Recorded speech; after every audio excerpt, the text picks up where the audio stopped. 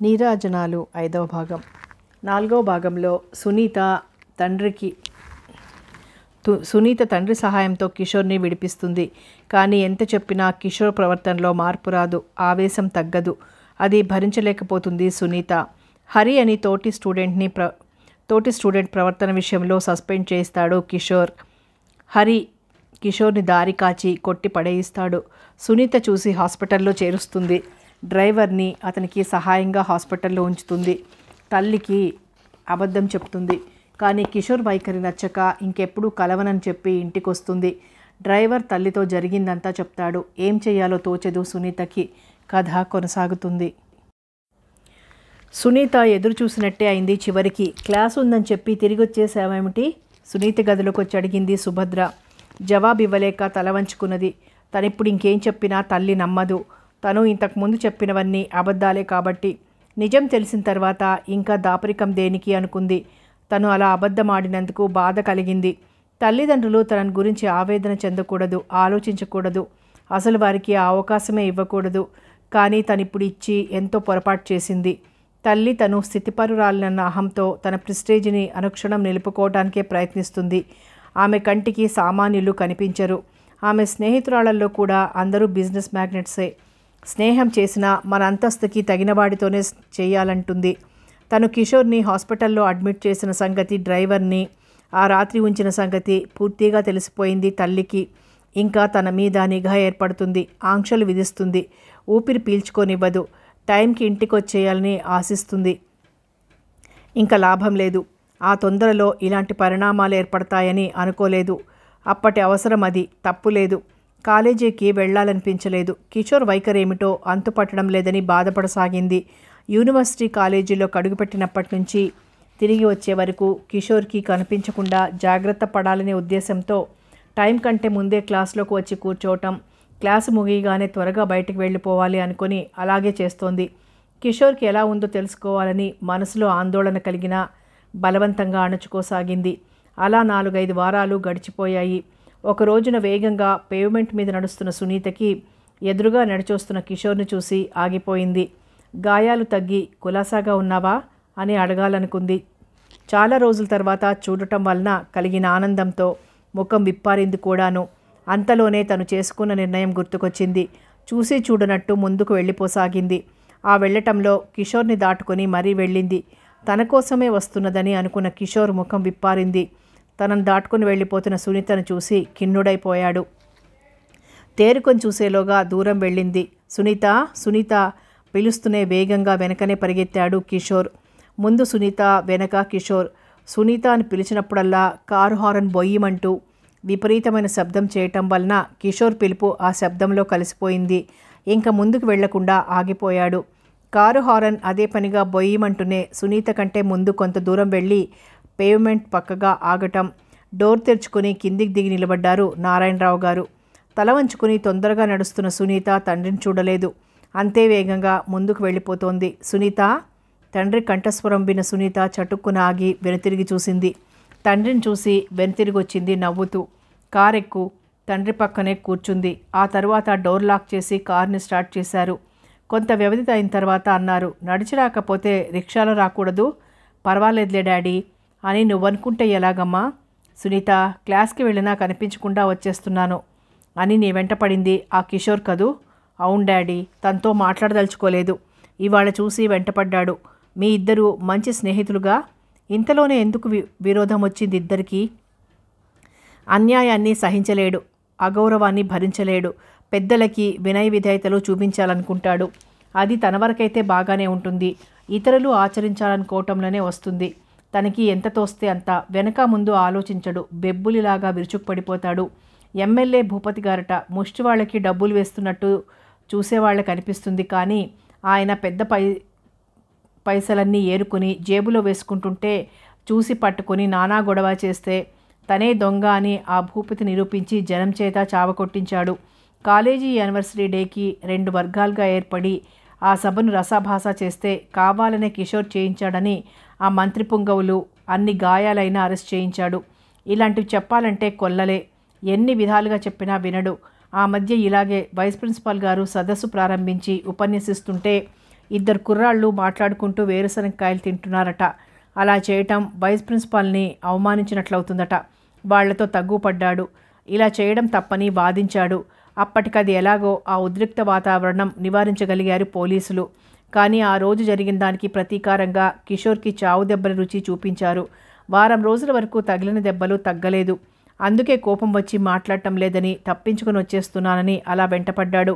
అయినా ఇంకా కిషోర్తో మాట్లాడాలని కానీ అతనితో స్నేహం పెంచుకోవాలని కానీ లేదు. ఆ జగమొండితో చాలా తలనొప్పిగా ఉంది డాడీ. చదువు విషయంలో ఎలా ఉంటాడు అడిగారు నారాయణరావు గారు ఏదో ఆలోచిస్తూ. చాలా బాగా చదువుతాడు డాడీ. ప్రొఫెసర్స్ ఎంతో మెచ్చుకుంటారు. మా ఇద్దరి డిపార్ట్మెంట్లు వేరు. ఇవి కూడా అతని క్లాస్ అమ్మాయిలు చెప్తూ ఉంటారు. సరే, ఇక నుంచి ఇదే పట్టుదలతో ఉండు. ఎక్కువగా స్నేహాన్ని పొడిగించకు. రేపటి నుంచి ఇలా నడిచి వెళ్ళొద్దు, కారులో వెళ్ళు అన్నారు. కిషోర్ అందరి వంటి వాడు కాదు డాడీ. చాలా మంచివాడు. అయ్యుండొచ్చు. ఒక అమ్మాయి ఒక అబ్బాయి స్నేహంగా ఉంటూ ఇలా పేవ్మెంట్ల మీద విరహగీతాలు పాడుకోవటం చూసేవారికి ఎలా ఉంటుంది? నీ ఒక్కదాని వైపు నుంచే కాక మా వైపు నుంచి కూడా ఆలోచించాల్సి ఉంటుంది నువ్వు. ఎస్ డాడీ అనలేక అంది సునీత.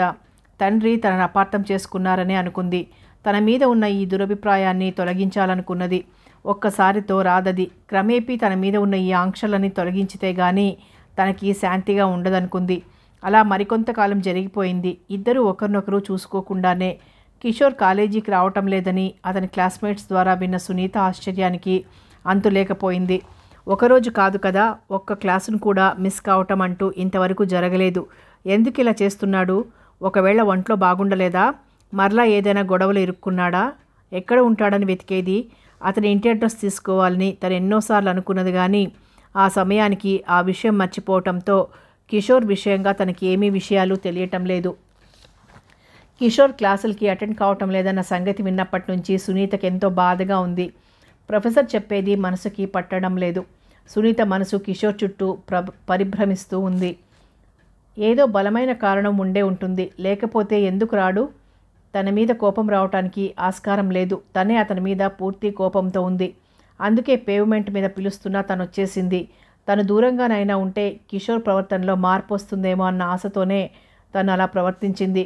తండ్రికి కూడా చూసి తనను హెచ్చరించారంటే తల్లితో పాటు తండ్రికి కూడా కిషోర్ ఉనికి అంత ఇష్టం లేదన్న సంగతి స్పష్టమైపోయింది.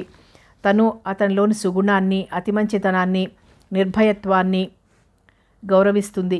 అన్యాయాన్ని, అక్రమాలను వ్యతిరేకించటం అనేది అందరూ చెయ్యరు. మనకెందుకులే, ఎవరెలా పోతే ఏమిటి అనుకోలేదు అందరి వలె. ఇలాంటి మంచి మనసు గలవాడిని తన స్నేహితుడిగా భావించుకోకపోతే తనకి మనశ్శాంతి అనేది ఉండదు. పైగా అతనిలోని సుగుణాలన్నీ తనకెంతో నచ్చాయి.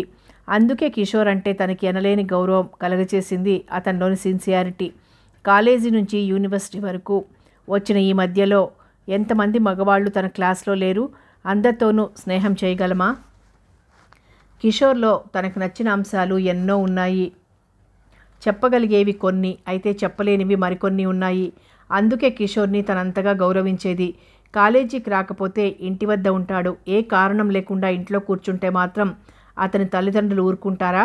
విషయం ఏమిటో రూఢి అయ్యే వరకు వదిలిపెట్టరుగా. లాస్ట్ అవర్ క్లాస్ లేకపోవటం వలన అమ్మాయిలతో చేరి క్యాంటీన్లకు వెళ్ళటం ఇష్టం లేక ఇంటికే వెళ్ళాలనుకుంది. కారు ఈ టైంలో రాదు. కారు కోసం ఎంతసేపని కూర్చోవటం? ఆటోలో ఇంటికి వెళ్ళిపోతే కొంత విశ్రాంతి తీసుకోవచ్చు అనుకుని బయటకు వచ్చింది. కానీ ఆ దగ్గరలో ఆటో కనిపించలేదు. నడుస్తూ ఉంటే ఏదో ఒక ఆటో ఎదురవకపోతుందా అన్న ఉద్దేశంతో నడవసాగింది. అలా నడుస్తున్న సునీత నిలబడిపోయింది హఠాత్తుగా. అవునా కాదా అన్న సంశయంలో పడిపోయింది. పరీక్షగా చూస్తూ నిలబడిపోయింది. అవును, కిషోరే. అదేమిటి అలా ఉన్నాడు? గెడ్డం పెరిగిపోయింది. మనిషి డీలా పడిపోయినట్లున్నాడు. బట్టలు కూడా మాసిపోయి ఉన్నాయి. నడక కూడా తడబడిపోతోంది. ఈ వేళప్పుడు పార్క్లోకి వెళ్ళి ఏం చేస్తాడు? కాలేజీకి రాని కారణం ఏమిటో తెలుసుకోవాలని గబగబా నడవసాగింది కిషోర్ని కలవాలని. ట్రాఫిక్ అడ్డం వలన కొంత టైం తీసుకుంది పార్కు దగ్గరికి వెళ్ళేటందుకు. పార్కు లోపలికి వెళ్ళి కిషోర్ కోసం చూసింది. ఎక్కడా ఆమె చూపుకి దొరకలేదు. ఒకవేళ తను పొరపడిందా అనుకుంది. కానీ అలా అని సరిపెట్టుకోలేకపోయింది. పార్క్ అంతా గాలించసాగింది. గుబురుగా ఉన్న పొదల కింద తల కింద 2 చేతులు ఉంచుకొని కాలు మీద కాలు వేసుకుని మరీ పడుకుని గుబురుల మధ్య నుంచి కనిపిస్తున్న ఆకాశం వైపుకి చూస్తున్న కిషోర్ని చూసి ఆశ్చర్యపోయింది. కిషోర్ నెమ్మదిగా పిలిచింది దగ్గరకు వెళ్ళి నిలబడి. ఎవరు? తన పిలుపుని వినవచ్చిన వైపుకి చూడకుండానే ప్రశ్నించాడు. నేను సునీతను. ఆ? ఒక్క ఉదుటన లేచి కూర్చున్నాడు కిషోర్. సునీతను నకసిక పర్యంతం పరిశీలించసాగాడు. దగ్గరగా అతని అవతారం చూస్తుంటే బాధ కలిగింది. నన్ను నా పిలుపుని గుర్తుపట్టలేనంతగా తయారయ్యావన్నమాట. ఎందుకు కలిగింది ఈ వైరాగ్యం? నువ్వు మాట్లాడను అన్నప్పటి నుంచి.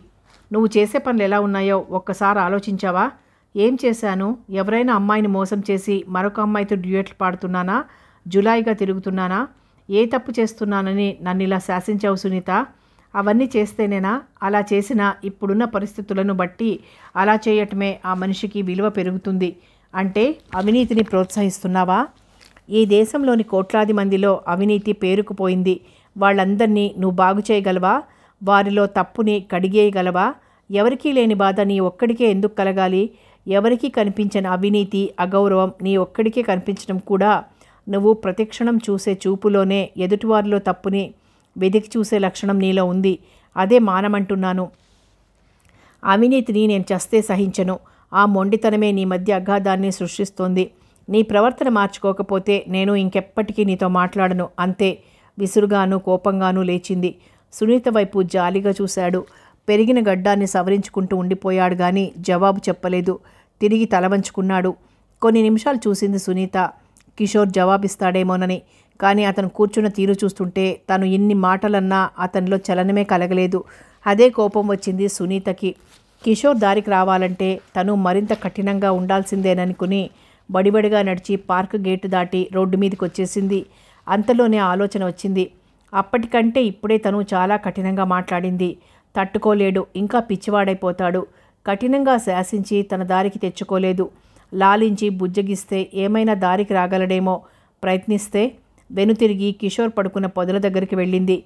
కానీ అక్కడ లేడు. ఇంతలోనే ఎటు వెళ్ళాడు అని చుట్టూ చూసింది. పచ్చగడ్డి మీద ఎండలో పడి దొర్లుతూ చాలా దూరం వెళ్ళిన కిషోర్ని చూడగానే సునీత గుండె వేగం పెరిగిపోయింది. ఎందుకు ఇలా చేస్తున్నాడో అర్థం కాలేదు. ఓ క్షణం అలా చూస్తూ ఉండిపోయింది. ఎర్రటి ఎండలో కిషోర్ ఎందుకలా తనంతాను శిక్షించుకుంటున్నాడో. బహుశా తనంతాను ఈ విధంగా శిక్షించుకోవటం తన మీద కోపం వచ్చే ఇలా చేస్తున్నాడన్నది అర్థమయ్యి గబగబా దగ్గరికి వెళ్ళి మోకాళ్ళ మీద కూర్చొని దొర్లుతున్న కిషోర్ భుజం మీద చెయ్యి వేసి నొక్కిపెట్టి అంది, ఇంతలోకే ఏమైంది నీకు? జవాబివ్వలేదు. అసలు కళ్ళు తెరిచే చూడలేదు. తనకి అడ్డంగా నిలబడి ఉన్నదని మరోవైపుకు ఒత్తిగిలి యథాప్రకారం దొర్లుకుంటూ వెళ్తున్నాడు. ఎండకి చెమట్లు పట్టి కారసాగాయి. వేడికి ఒక్క చేతులే కాక ముఖం ఎర్రబారిపోయింది.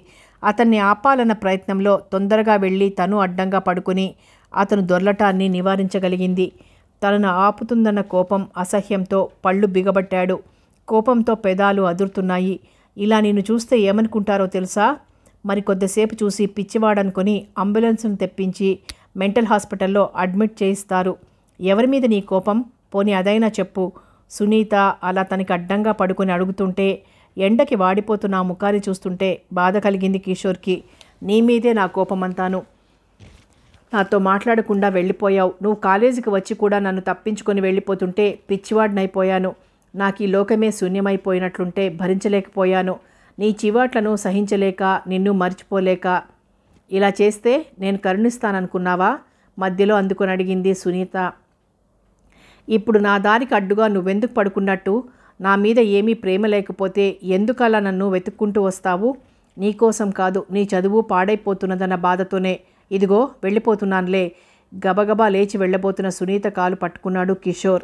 ఏమిటిది? బదులు ఎవరైనా చూస్తే ఏమనుకుంటారు అని కాలును గుంజుకోబోయేంతలో కాలు లాగి పట్టడంలో అతని మీదకు పడిపోయింది.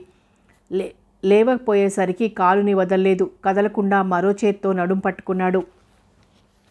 ఇక్కడ మనిద్దరం తప్ప ఇంకెవ్వరూ లేరు. ఇప్పుడు చెప్పు, ఇంకెప్పుడు నాతో మాట్లాడకుండా ఉండనని ప్రామిస్ చేస్తే గానీ నిన్ను వదిలిపెట్టను. అలాగే, ముందు నా కాలొదులు. నువ్వు లేందే నేను బ్రతకలేను. అలాగే, మాటలతో నమ్మను. నాకు ప్రమాణం చెయ్యి. చెయ్యి చాపాడు వెంటనే. చెయ్యక తప్పలేదు సునీతకి. చేతిలో చెయ్యి వేసింది. అంతటితోనైనా దొర్లె సత్యాగ్రహాన్ని ఆపుతాడని. పట్టుకున్న కాలు మీద ముద్దు పెట్టుకున్నాడు. ముద్దులతో పాదం నింపేశాడు. అలా ముద్దు పెట్టుకుంటుంటే సునీతకి ఒళ్ళంతా జలధరించింది. ఏదో తెలియని మైకం ఆవరించింది. కాలుని వదిలిపెట్టి సునీత ఒడిలో తలపెట్టుకొని చిన్న పిల్లవాడి వలె రోధించసాగాడు. అంతలోనే సంతోషం, అంతలోనే దుఃఖం. ఏమిటిది? అడిగింది మందలించే స్వరంతో. ఆనంద భాష్పాలు. నువ్వు కరుణించినందుకు ఆపుకోలేకపోతున్నాను సునీత ఈ ఆనంద బాష్పాలను. నువ్వు మాట్లాడనని గట్టిగా చెప్పి వెళ్ళిపోయిన తర్వాత పిచ్చెక్కిపోయింది. ఇంక నువ్వు నాకు దక్కవు, దూరమైపోయావనే బెంగతో కుమిలిపోయాను, కృశించిపోయాను. నన్ను దూరంగా ఉంచకు సునీత. నువ్వు తిట్టు కొట్టు, అంతేకాని నన్ను విరోధిగా చూడకు, అది నేను భరించలేను. తడి కళ్ళతో తన వైపుకే చూస్తున్న కిషోర్ని చూస్తుంటే తనెంత బాధ పెట్టిందో అర్థం చేసుకుంది. తన వల్లనే కిషోర్ ఇలా అయిపోయాడని గ్రహించింది. అతని సున్నితమైన మనసు ఎంత గాయపడిందో, తనను అర్థం చేసుకునేవాళ్ళు ఒక్కళ్ళు లేకపోయారని అతని హృదయం ఎంత ఘోషించిందో ఆ కన్నీరే స్పష్టపరుస్తోంది. తల వెంట్రుకలలో చేతివేళ్లు పెట్టి దువ్వుతూ నుదురు మీద అంటనట్లుగా పెదాలానించింది. పరవశం పొందాడు. నన్ను వదలకు, నీ నీడనే ఉంటాను అన్నట్టుగా ఆ కళ్ళల్లోకి చూస్తూ ఉండిపోయాడు కిషోర్. ఇంత మంచి మనసు గల కిషోర్ని తను మాత్రం వదులుకోగలదా? ముక్కుకు సూటిగా పోవద్దని మాత్రమే తను చెప్పేది. తను చేస్తున్నది మంచి పని అని కిషోర్ వాదన. చివరికి వాద ప్రతివాదాలు రాజీపడి ఏకాభిప్రాయానికొచ్చాయి. ఆ సంఘటన తరువాత సత్యాగ్రహం మాని ఎంతో నీట్గా ఎప్పట్లాగా డ్రెస్ అయి క్లాసులకి హాజరవుతున్న కిషోర్ని చూసి స్నేహితులు పరామర్శ చేయసాగారు. అలా చిక్కిపోయావేమిటి? ఇన్ని రోజుల నుంచి ఏమైపోయావు? నీ ముఖాన కొత్త కళ వచ్చిందేమిటి? తీర్థయాత్రలకు కానీ వెళ్ళొచ్చావా? చుట్టుముట్టిన స్నేహితులు అంత ఆప్యాయంగా అడుగుతుంటే అందరికీ చిరునవ్వే జవాబిచ్చి తప్పించుకొని వచ్చేస్తూ ఉంటే ఎదురుగా నిలబడి తన వైపే చూస్తూ ఉన్న సునీతను చూసేసరికి తను ఏదో సాధించలేనిది సాధించానంత తృప్తిగా గర్వంగా చూసి తలవంచుకొని వెళ్ళిపోయాడు తన డిపార్ట్మెంట్కి. కిషోర్ కంగారు చూసి నవ్వుకుంది. అప్పట్నుంచి వారిద్దరి పరిచయం అతి గాఢంగా అల్లుకుపోయింది. కొన్ని విషయాలు చూసి చూడనట్టు వదిలివేయాలన్న సునీత ప్రతిపాదనను అంగీకరించాడు. తను కావాలనుకుంటేను, తన మీద నిజమైన ప్రేమ ఉంటే ఎవరి జోలికి వెళ్లకు, ఇంకెవరితోనూ తన్నులు తినొద్దు అంది. కిషోర్ పని ఇరకాటంలో పడిపోయింది. సునీత తనకి కావాలంటే తనలోని ఆవేశాన్ని అణుచుకోవాల్సిందే, తప్పదు అనుకున్నాడు. నేను ఎవరి జోలికి వెళ్ళను, కానీ నా నిజాయితీని శంకించి నన్ను అవమానించిన ఆ భూపతి హరిల అంతు చూడకుండా వదిలిపెట్టను. ఈ రెంటికి మాత్రం వరం ఇవ్వు. ఏమనాలో తోచలేదు సునీతకి. సరేనంటే విజృంభిస్తాడు. తనకి బాధగానే ఉంది. కిషోర్ ముక్కుకి పగ్గాలు వేయకపోతే లాభం లేదు. రేపు ఏ కాలో చెయ్యో విరగతీసి మూలన పడేస్తే భవిష్యత్ అంతా అంధకారమేగా. అంత దారుణంగా అవమానించిన వాళ్ళని వదిలిపెట్టకూడదని తనకి ఉంది. ఈ సంఘర్షణలో మరలా కిషోర్ ఓడిపోతే ప్రోత్సహించిన అది తనకి అవమానంగా పరిణమించకూడదుగా. నువ్వు ఇష్టపడవని అర్థమవుతూనే ఉంది. సరే, ఏం చేస్తాం? దేవిగారి అనుగ్రహం కలగలేదనుకుంటాను అంటూ సునీత పక్కన కూర్చున్నవాడల్లా లేచి దూరంగా వెళ్ళిపోయాడు. పట్టుదల వస్తే ఎంత మొండిగా ఉంటాడో. తను ఇప్పుడు అంగీకరించకపోతే సత్యాగ్రహం మొదలు పెడతాడేమోనని భయం కలిగింది సునీతకి. ఇలాంటి విషయాలలో తను లూజిస్తే ఇంకా పట్టపగ్గాలుండవు అని తను మౌనం వహించింది. ఇలాంటి విషయాలు ప్రస్తావనకు వచ్చినప్పుడు పరస్పర విరుద్ధంగా ఉంటారు ఇద్దరూను. ఆ కోపంలో 1-2 రోజులు సునీతతో మాట్లాడకూడదు అనుకుంటాడు. కానీ సునీతను చూస్తూ ఉండలేడు. ఆమె మౌనాన్ని భరించలేడు. మనసా వాచ మనస్ఫూర్తిగా ప్రేమించటం వలన ఆమె మౌనాన్ని అతి కష్టం మీద భరిస్తున్నాడు. ఆ 3వ రోజున తనే సునీతను వెంబడించుతాడు. అది చూసి పార్క్లోకి నడుస్తుంది సునీత.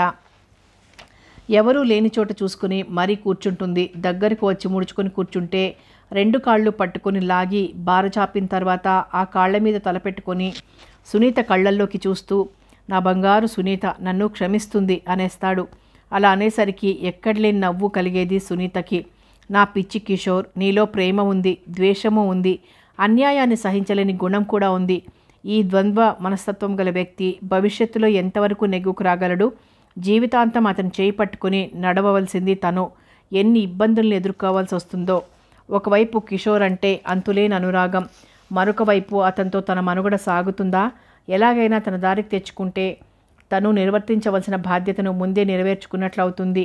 అందువలన ఓ కంట కనిపెట్టాల్సిందే తప్ప, లేకపోతే బుద్ధిమంతుడయ్యాడు కదా అని వదిలివేయకూడదు అని నిర్ణయించుకుంది. క్లాస్కి వెళ్లే ముందు, తిరిగి వచ్చే ముందు కిషోర్ని చూస్తూనే ఉంది. తనకి ప్రాక్టికల్స్ లేకపోతే సునీతతో కలిసి బయటికి వచ్చేసేవాడు.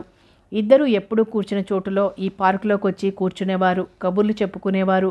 తనకి ముందు క్లాస్ అయిపోతే సునీత కోసం గేట్ దగ్గర నిలబడి ఎదురు చూసేవాడు. కిషోర్ కోసమని సాయంత్రం వేళ కారుని పంపించవద్దని తల్లిదండ్రులతో చెప్పేది. ఎందుకు అని అడిగితే తనకి స్పెషల్ క్లాసులు ఉంటాయని, ఒక టైంకి రావటం వీలవదని, తను ఆటోలో వచ్చేస్తానని చెప్పింది. చెప్పి తల్లిదండ్రుల్ని ఒప్పించేసరికి సునీతకి చాలా కష్టమైపోయింది. అంగీకరించిన తల్లిదండ్రులకు మనసులోనే కృతజ్ఞతలు అర్పించుకుంది.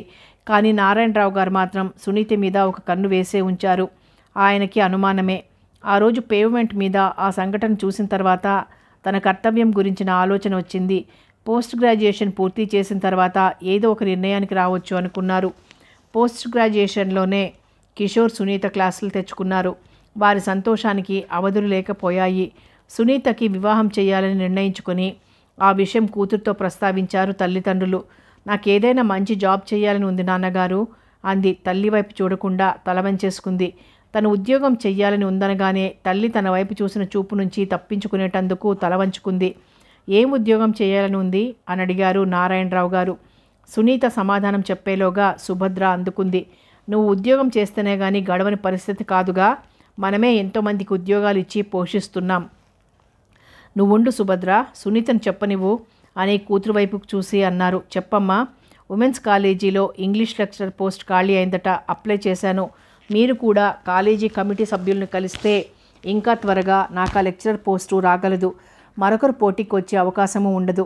నీకెలా తెలిసిందమ్మా ఆ పోస్ట్ ఉందని? పేపర్ అడ్వర్టైజ్ చేస్తే చూశాను. ప్రయత్నిస్తాను అన్నారు. తండ్రి అలా హామీ ఇచ్చేసరికి సునీత ఎంతో సంతోషించింది. ఆ రాత్రి తల్లి తండ్రి మాట్లాడుకునే మాటలు కొన్ని వినటం తటస్థించింది. అదైనా ఏసీ ఆన్ చేయకపోవటం, గది తలుపులకి గడియ వేసుకోకపోవటం వలన రోజు రాత్రి వేళ తన గదిలో పడుకునేటందుకు వెళ్ళేటప్పుడు ఫ్లాస్క్తో మంచినీళ్ళు తీసుకుని వెళ్ళేది. ఆ రోజున మర్చిపోయి వెళ్ళింది. మంచినీళ్ళు తీసుకువెళ్ళాలని వచ్చింది. తిరిగి మేడ మీదకి వెళ్తుంటే మాటలుగా లేవని వాగ్వివాదంగా ఉన్నాయి. తన గురించే చర్చ జరుగుతోంది. అందుకే ఆగింది. పెళ్లి చేయక ఉద్యోగంలో పెడతాను అంటారేమిటి? మీరు ప్రతి విషయాన్ని కూతురికి అనుకూలంగానే చేసుకుని వస్తున్నారు. ఇలా అయితే నేను ఒప్పుకోను. తల్లి కంఠం. ముందు తనని ఆ లెక్చరర్ పోస్ట్లో నియమించని, ఆ తర్వాత ఆలోచిద్దాం. ఇప్పుడే పెళ్ళి అని బలవంతం చేస్తే తను మనసు కష్టపెట్టుకుంటుంది. ఇలాగే గారం చేయండి, అది ఎప్పుడూ అదను చూసుకొని ఆ దరిద్రుడిని కట్టుకొని ఆశీర్వదించండి నాన్న అంటూ వస్తుంది. అప్పుడిక మనం ఏ నుయ్యో గొయ్యో చూసుకోవాల్సిందే తప్ప ఇంకా తలెత్తుకుని తిరగలేం. ఆ తర్వాత మీ ఇష్టం. అంత త్వరగా నిర్ణయం తీసుకునేటంత తెలివి తక్కువది కాదు మన సునీత. లేనిపోనివన్నీ ఊహించుకొని నువ్వు మనసు పాడు చేసుకోకు. సునీత మనసుని పాడు చేయొద్దు. కిషోర్ని స్నేహితుడిగానే చూస్తుందేమో. యూనివర్సిటీలో చదువుకున్న వాళ్ళకి మొగ ఆడ స్నేహంగా ఉన్నందువలన తప్పు పట్టకూడదు. అసలు అలాంటి స్నేహాలు లేకపోతే వాళ్ళకి చదువులు సాగవు. అదొక థ్రిల్లింగ్. మీరు ఎన్నైనా చెప్పండి, నాకు మాత్రం నమ్మకం లేదు అంటూ మంచం మీద నుంచి తల్లి లేచిన చప్పుడుగా ఆ మంచం కిర్రుమనటంతో గబగబా మేడ మీదికి వెళ్ళిపోయింది. తల్లి ఊహించింది కరెక్టే. కానీ ఎప్పుడైనా తన వివాహ ప్రస్తావన వస్తే మాత్రం తను చెప్పక తప్పదు. అప్పుడు చాలా గొడవ. తండ్రి కంటే తల్లి చేసే అవకాశం ఎక్కువగా కనిపిస్తోంది. తను చెప్పకుండానే తన మనోభిప్రాయాన్ని గ్రహించడం కూడా ఒక విధంగా ఆలోచిస్తే మంచిదేనన్న అభిప్రాయానికి వచ్చింది సునీత. ఆ దరిద్రుడిని కట్టుకుని అన్న తల్లి కటువైన మాట మాత్రం చాలా బాధ కలిగించింది. తన కిషోర్ దరిద్రుడు ఎప్పటికీ కాడు. తనలాగానే లెక్చరర్ పోస్ట్లో స్థిరపడతాడు. ఇద్దరు ఉద్యోగస్తులైతే డోకా ఉండదు. అప్పుడు ఎవరేమన్నా ఎన్ని అడ్డంకులు పెట్టినా తమ పెళ్లి మాత్రం జరగటం ఖాయం. కిషోర్ని కూడా వాంటెడ్ కాలమ్స్ని చూస్తూ తనకు అనుకూలమైన జాబు అనుకుంటే అప్లై చేయమనటమే. ఈ విషయంలో తను కూడా అన్ని విధాలా సహకరించాలనుకున్నది. అందుకోసం మరికొన్ని డైలీ పేపర్స్ని తెప్పించసాగింది ఆ మరుసటి రోజు నుంచే. నారాయణరావు గారు తలుచుకుంటే జరగని పని అంటూ లేదు. అది మంచి అయినా చెడు అయినా ఒకే కొలమానం ఉంటుంది చేసే పనికి. సునీత ఉమెన్స్ కాలేజీలో లెక్చరర్గా అపాయింట్ అవటం, మరో వారానికి జాయినింగ్ ఆర్డర్స్ తీసుకుని లెక్చరర్గా క్లాస్లోకి అడుగుపెట్టినప్పుడు ఎంతో ఆనందించింది. కిషోర్కి కూడా మంచి జాబ్ వస్తే ఇలాగే మొదటి రోజున ఉద్యోగ బాధ్యతలు నిర్వర్తించడానికి వెళ్ళేటప్పుడు తను పొందినంత ఆనందము పొందుతాడు అనుకుంది. ఆ సాయంత్రం కాలేజీ నుంచి ఇంటికొస్తూ పార్క్లోకి వెళ్ళి ఎప్పుడూ కూర్చునే చోట కూర్చుని కిషోర్ కోసం ఎదురు చూడసాగింది.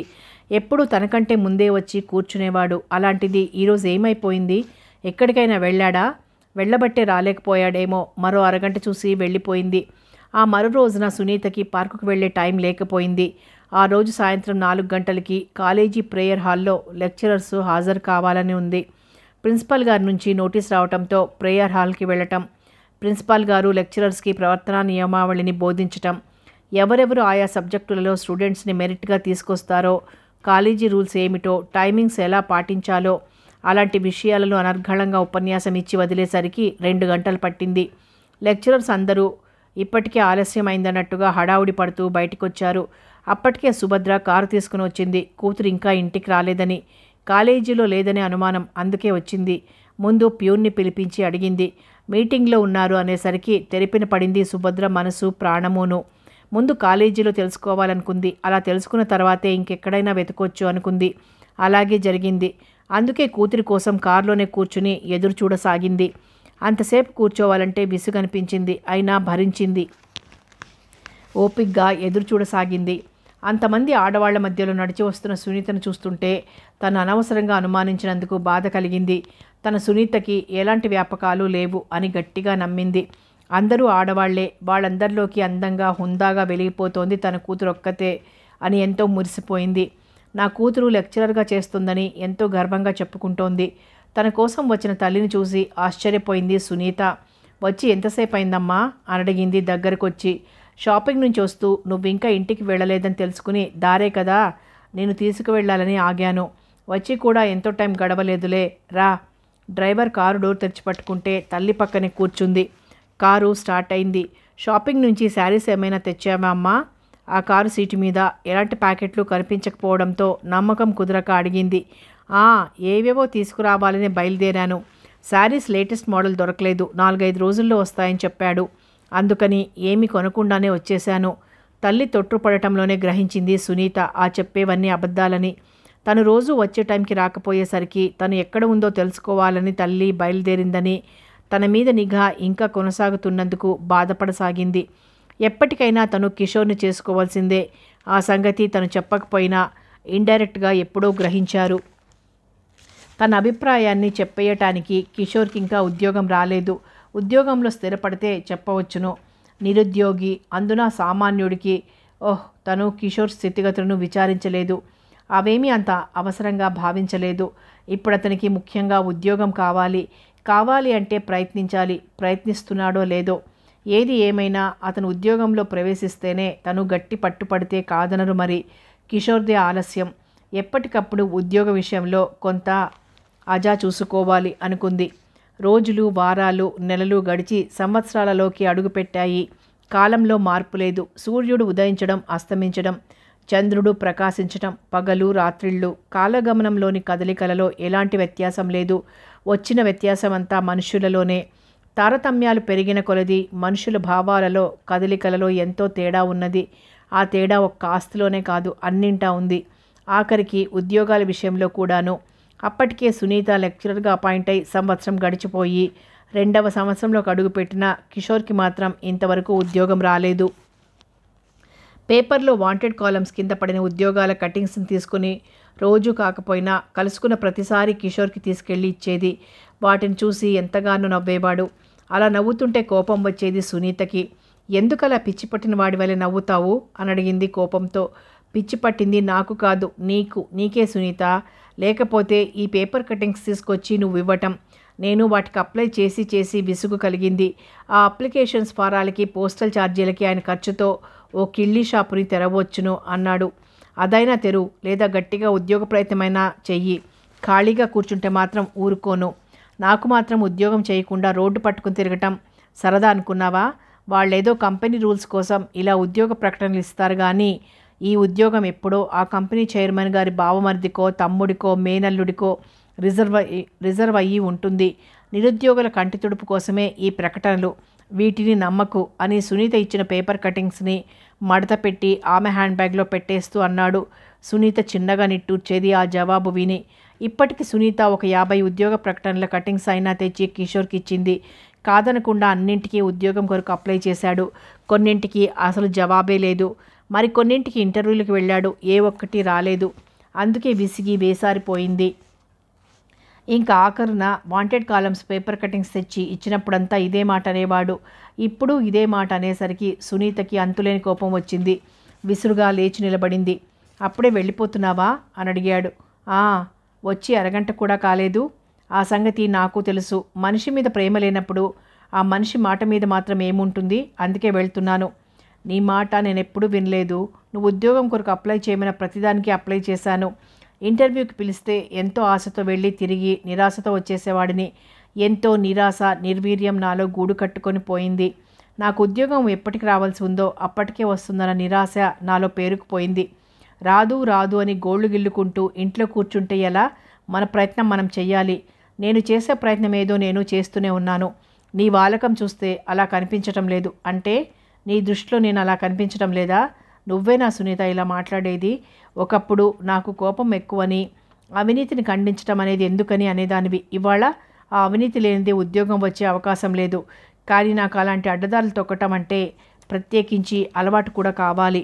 నేను నిరుద్యోగినని, నాకు నా వరకు గడవటమే దుర్లభంగా ఉందని, అపర దేవదాసులా చిరిగిపోయిన బట్టలు, మనసుని స్వస్థతపరచుకోవటానికి ఓ బ్రాందీ సీసా పట్టుకుని తిరగటం లేదనా? నా అవతారంలో మార్పు రావటం లేదనా?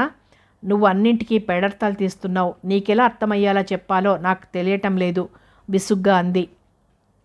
నీ వరకు నీ వైపు నుంచే ఆలోచిస్తున్నావు కానీ నా వైపు నుంచి నువ్వు ఆలోచించటం లేదు.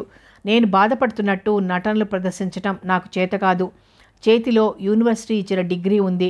నన్ను చూసి కాకపోయినా నా డిగ్రీని చూసి అయినా నాకు తప్పక ఉద్యోగం వస్తుందన్న నమ్మకం నాకుంది. నువ్వు కంగారు పడకు. గాలిలో దీపం పెట్టి భగవంతుడి మీద భారం వేసే నీలాంటి వాళ్ళు నిరుద్యోగిగానే చివరికి మిగులుతారు. మిగలనియవు. శతకోటి నిరుద్యోగులలో నేను ఒకడినవుతాను, సరేనా అంటూ నవ్వాడు. అలా నవ్వుతుంటే కిషోర్ మీద కోపం వచ్చింది సునీతకి. పోనీ మా డాడీతో చెప్పి నీకు మంచి జాబ్ వచ్చేటట్టు చేయగలను, సరేనా అని అడిగింది. నోనో, అలాంటి తెలివి తక్కువ పని మాత్రం చెయ్యకు. నాకు నేనే ఈ ఉద్యోగం సంపాదించుకోగలిగితే సరే సరి.